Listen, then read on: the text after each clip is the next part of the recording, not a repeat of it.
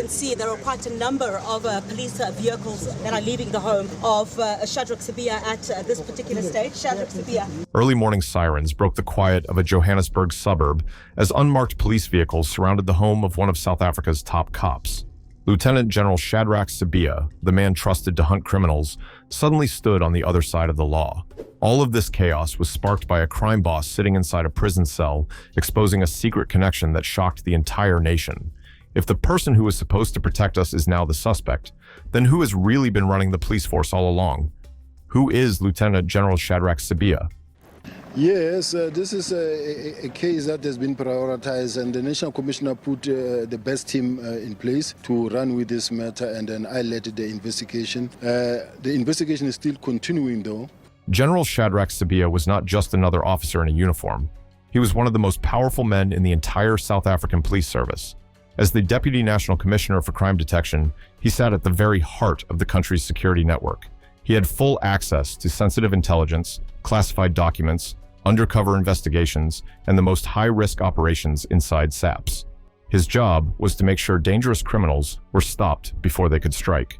From organized crime syndicates to political everything passed across his desk. For years, many people viewed him as the man standing between South Africa and chaos. That is exactly why this scandal feels so frightening.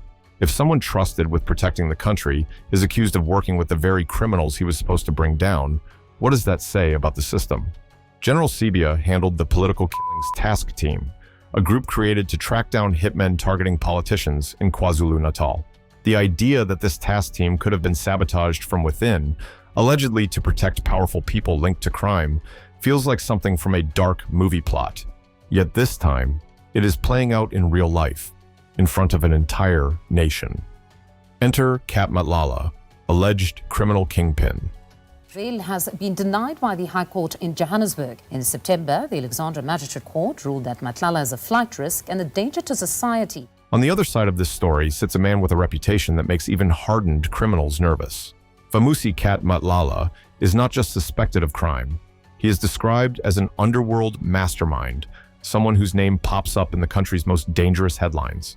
Cash and transit heists, armed robberies, extortion, luxury tender corruption, and even links to a like the killing of whistleblower Babita Deokaran. His alleged criminal resume seems endless. When you hear about a shocking crime that feels too big, his name is often whispered somewhere in the background. What makes Matlala even more terrifying is not just what he is accused of doing on the streets, but who he is rumored to know behind closed doors. People believe he has powerful friends in government, inside SAPS, and even around the cabinet table. He has allegedly bragged about ministers and police generals protecting him, keeping his criminal empire safe from the law. That kind of influence means you are not just dealing with a gangster, you are dealing with someone who may have connections capable of manipulating the system itself. This is where the story crashes into chaos. The idea that Matlala and Sibiya were allegedly close does not just shock people, it creates fear. Because if the country's top police officials were feeding information to an alleged crime kingpin, then the line between justice and corruption is gone. For South Africans watching this unfold, Matlala represents everything wrong with state capture. The police are supposed to hunt the cat, not work with him. Yet according to whistleblowers and seized messages, the cat may have been helping direct police operations instead of running from them. The Matlala Commission ignites the fire. The entire scandal truly exploded once the Matlala Commission stepped in. This commission was not set up for small issues. It was created to investigate serious claims that criminals had infiltrated the South African police service at the highest levels. When the hearings began, the nation expected tension, but nobody expected the shockwave that followed. The testimonies were unbelievable. Senior officials stood there under oath, detailing a police service that was allegedly being used like a tool by people involved in organized crime. Political murders team, multidisciplinary task team, knockout team, concentrating on illicit mine, narcotics task team, provincial tracing task, illegal mining task. General Sibiya suddenly became one of the main characters in this real-life crime thriller. Testimony from KwaZulu-Natal Commissioner Matlala Mkhwanazi hit like a grenade.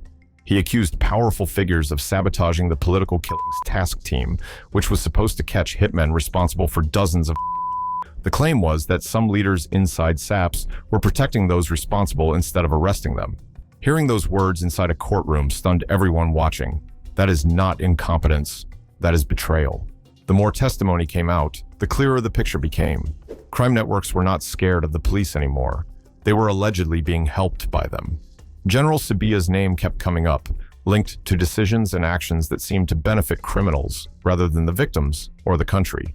Every new revelation felt like a punch to the stomach. People started asking whether anyone in power could still be trusted.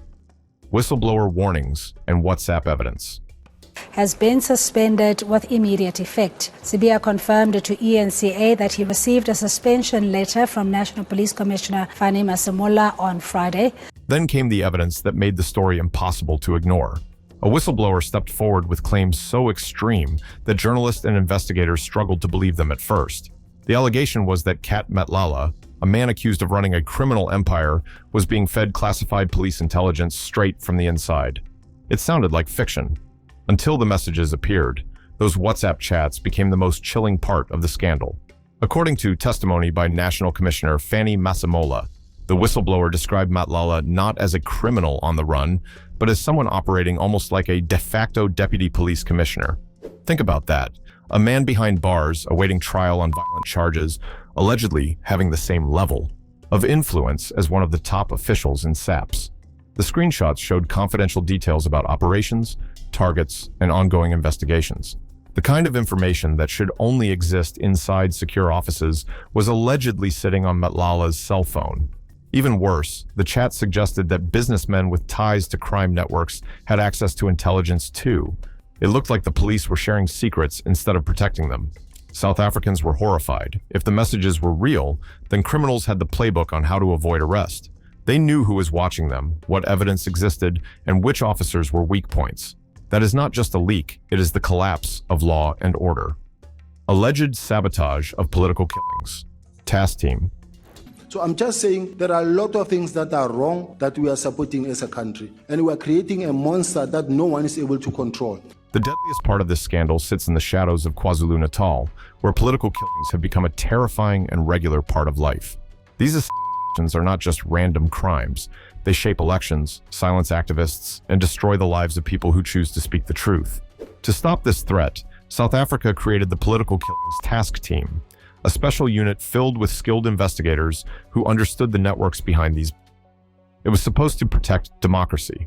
The shocking allegation is that instead of supporting this team, General Shadrack Sibiya was involved in dismantling its work.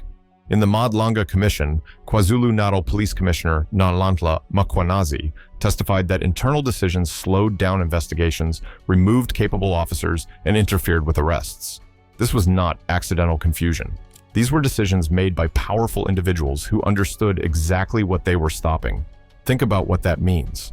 Families lost loved ones. Communities lived in fear. Politicians were murdered in cold. Yet the people who should have been hardest to stop were allegedly standing in the way. The claim is that criminal syndicates, possibly linked to political figures, benefited while the continued. When people heard these allegations, they were not just angry, they were scared. If the police cannot protect the lives of leaders and whistleblowers, how can ordinary citizens feel safe? This accusation is considered the most disturbing part of the entire case against Sibiya, because if it is true, it means he did not just look away from corruption. He may have helped protect the very he was supposed to hunt. The idea that law enforcement would allow hitmen to continue working is so dark that many struggled to accept it at first. Then testimony kept piling up. The image of the Deputy National Commissioner secretly weakening a unit designed to stop assassinations tears at the core belief that justice always fights for the victim. People are left wondering how many political could have been prevented. How many lives would be different today if the task team had been allowed to do its job without interference. The raid, police storm, Sibiya's house. Everything changed the day police knocked on General Sibiya's door, except they did not knock. They arrived with unmarked vehicles, officers in formation, and a search warrant calling his home a crime scene. It was early morning when neighbors watched one of the strongest men in policing face the same treatment usually reserved for dangerous suspects. That moment showed the country that this scandal was no longer a political argument. It had become a criminal investigation. For years, Sibiya commanded operations that targeted crime bosses. Now investigators were searching his walls, drawers, devices, and documents for proof that he worked with one. The raid was reportedly focused on finding anything that linked him to Cat Matlala, the alleged underworld kingpin. Officers were searching for encrypted communication devices that could reveal secret conversations. They were looking for sensitive SAPS documents that should never leave the office. Financial papers could expose money flowing through illegal networks. Every piece of evidence carried the possibility of proving that the police and criminals were working hand in hand. The raid was not done quietly. News spread fast. Cameras rolled. Social media exploded. Seeing police officers raid the home of the Deputy National Commissioner was like watching the entire foundation of law enforcement shake. People were stunned. How did it come to this? What had been allowed to grow beneath the uniform of power? This moment created a powerful shift in public perception. If the police were turning on one of their own at such a high level, the corruption being exposed was deeper than anyone imagined.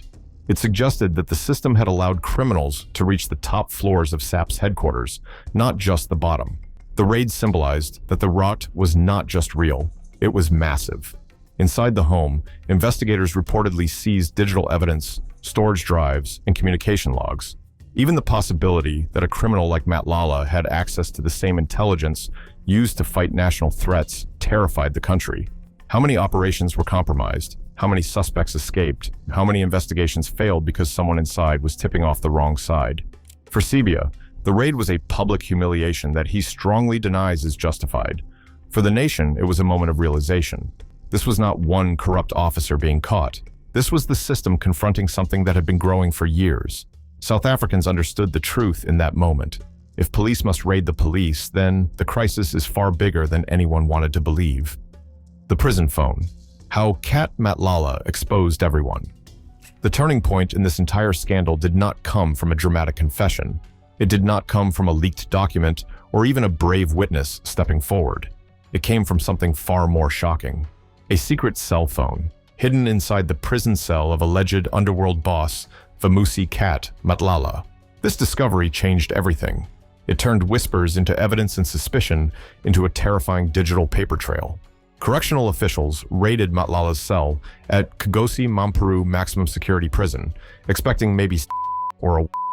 Instead, they found a communication device that should have been impossible to smuggle inside. As soon as investigators got control of the phone, the scandal took on a life of its own.